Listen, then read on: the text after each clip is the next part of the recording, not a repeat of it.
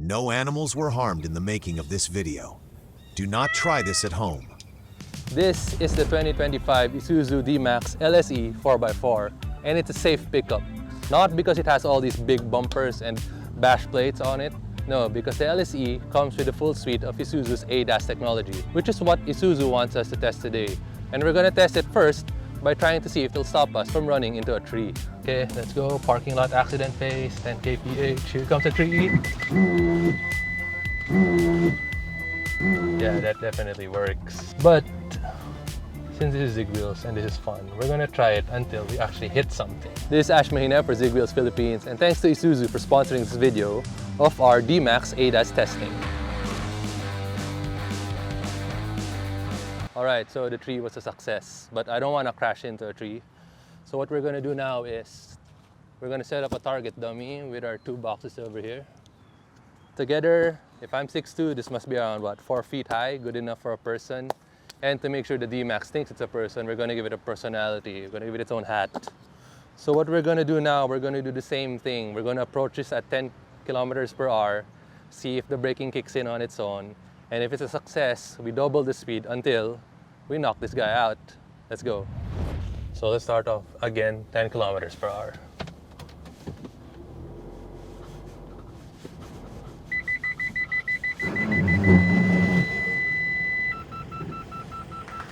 Safe. Take 2, 20 kilometers per hour.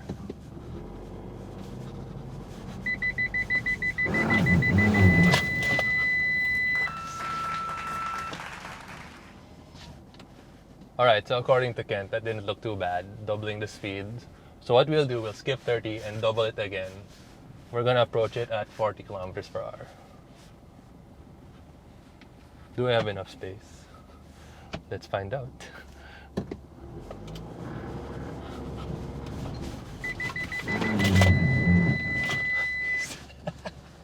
He's dead. Okay. Now let's check that out.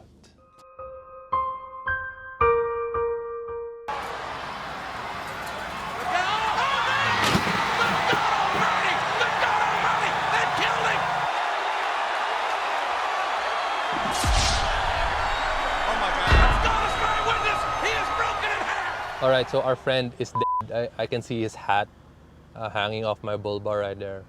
But the emergency braking of the D-Max did pretty well. I had to go up 40.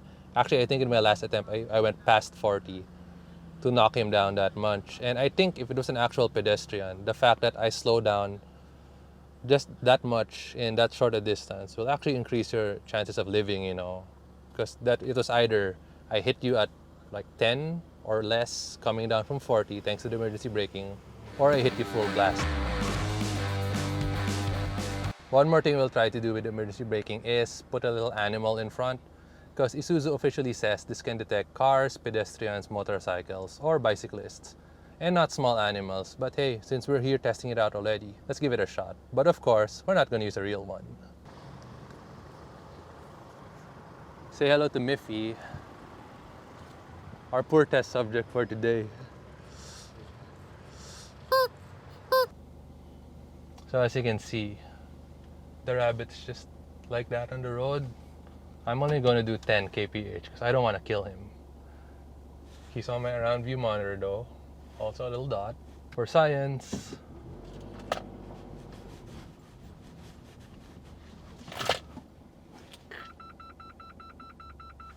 So it did detect it eventually, and you can see its little rabbit ears here, but it didn't activate automatically.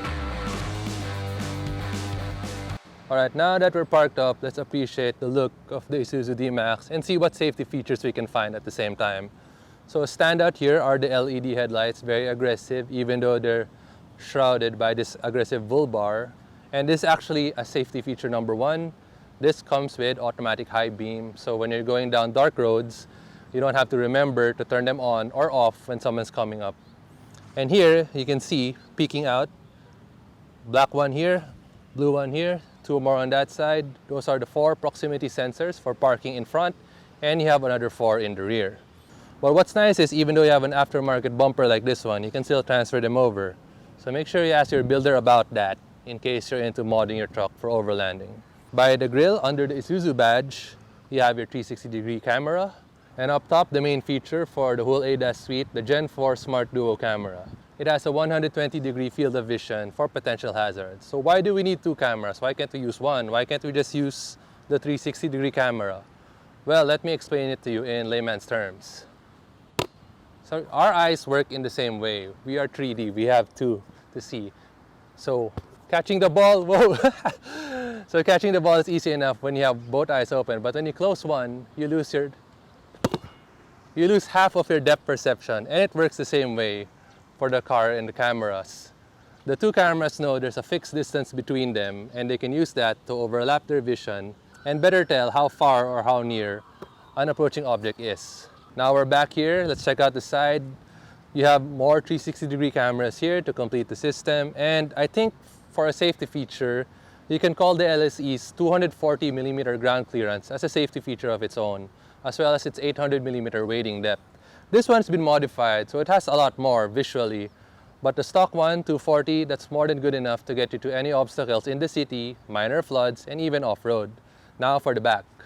You have the same 1, 2, 3, 4 parking sensors, and the 360-degree camera has been moved down from here to make way for all the aftermarket bits.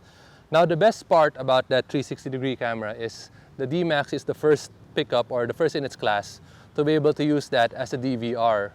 So it takes the front and rear camera and saves the footage like a dash cam, so you don't actually have to install one on your own, and you can use all your money for like more mods. And it's good because it records several days worth of footage, and you can lock them to prevent them from being deleted, and it has a USB port right here in the center console to make it easy to retrieve the footage. Alright, so you know the safety gear, you know the hardware and the software. Now it's time to see if they'll actually prevent us from crashing into things. Let's go.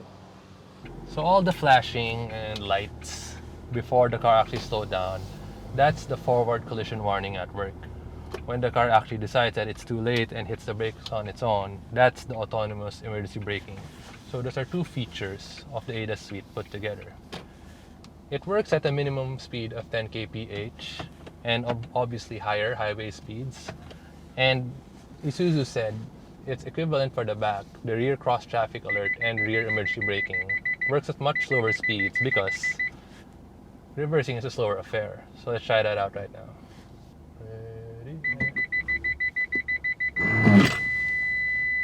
Yo. Safe na safe. Now I'm looking back out of habit. But the 360-degree camera actually makes it easy to back out.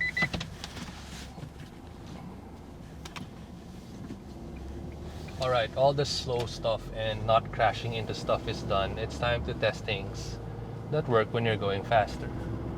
So the first one would be the blind spot monitoring system. So they show up on your left and right side mirror, and they light up yellow if there's a car hiding in your blind spot. There's no annoying buzzer that goes with it, so it's pretty unobtrusive. Instead, what happens is if you hit your signal lights to turn while someone is in your blind spot, that indicator will start flashing to make it even more attention grabbing and to let you know that there's someone there. And I find it's a really useful thing, especially in a car like a pickup, because of its length and its bigger blind spot. It's not as easy to check over your shoulder as a sedan, especially if it's a smaller car or a motorcycle hiding where you can't see. Next up, lane departure warning. So it is also useful, especially on long drives where you might lose your attention a bit and find yourself veering from side to side. This one only kicks in when you're above or at 60 kilometers per hour. So that means it's not annoying when you're trying to drive in the city where it can be a bit chaotic and sometimes the lane markings just disappear altogether. But on a normal highway, just like this one, when you hit 60, you'll see the lines on the dashboard turn on, indicating that the system is active. As you can see, I finally made it up to cruising speed 60 kph, and if I try to veer away from my lane while going this fast, the car will complain. Left side, right side, it's all the same.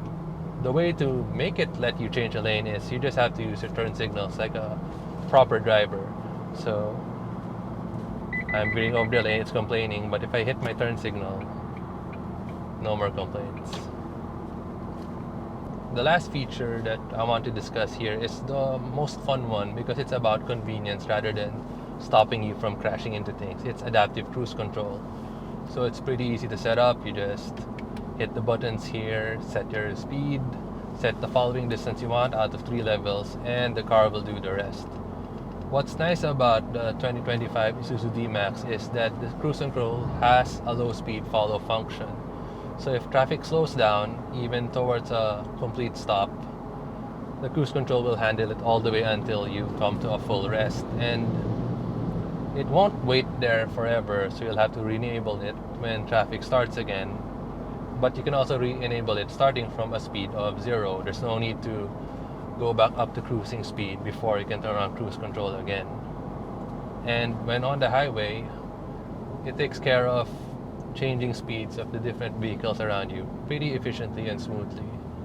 It doesn't matter if you're following in a straight line or a curve, the car can handle it with that 120-degree field of vision. So there you have it. You have your autonomous emergency braking, your forward collision warning, blind spot monitors, adaptive cruise control, lane keep warning, you have automatic high beams, parking sensors, rear cross traffic alert. I think it's safe to say that the Isuzu D-Max is one safe pickup truck. That's why you can buy it for lifestyle. And to go with that, of course, you have your 3-liter turbo diesel performance and Isuzu's reputation for robust parts and great reliability. We are driving home in one piece thanks to the ADAS features of the Isuzu D-Max. If you want to experience it for yourself, then you'll have to get the LS-E model. This one, the 4x4, comes in at 1,995,000 pesos. If that's too much for you, the 4x2 comes in at 1,745,000 pesos, and it has all of the nice stuff as well. So, do you think this is a safe pickup for daily driving? Let us know in the comments down below. Make sure to like and subscribe, and thanks for watching.